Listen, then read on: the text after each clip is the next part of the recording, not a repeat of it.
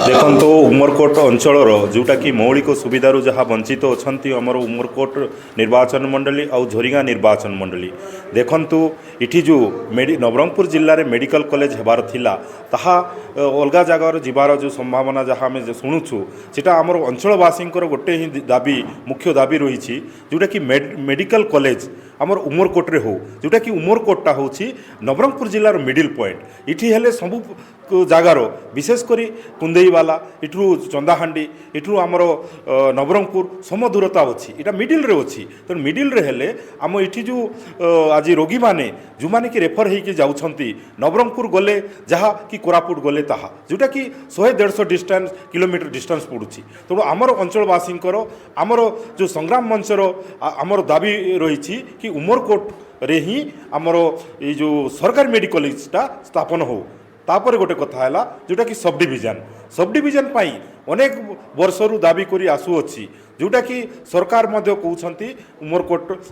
गोटे सुइटेबल जगह जोटी कि निहाती आवश्यक मात्र आज पर्यंत एटा कार्यकारी होउना तेणु आमर दाबी रहिला तुरंत सब डिविजनटा इठी उमरकोट रे प्रतिष्ठा हो कार्यकारी हो ताहा सह देखंतु आउ गोटे मेन समस्या जो समस्या जोटा कि दीर्घ दिन समस्या 1956 पर आज पर्यंत सेटलमेंट है ना जोटा कि आज देश स्वाधीन होकर 70 वर्ष पार हो गलानी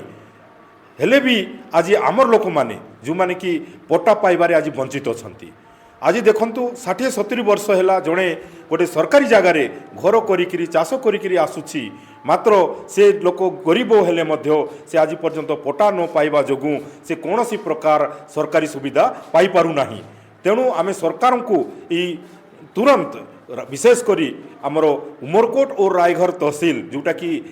सेटलमेंट है ना तुरंत सेटलमेंट करा जाऊ और समस्त केमती तार सुविधा पाइबे आमर अंचलवासी तापाई सरकार तुरंत एक्शन नियंतु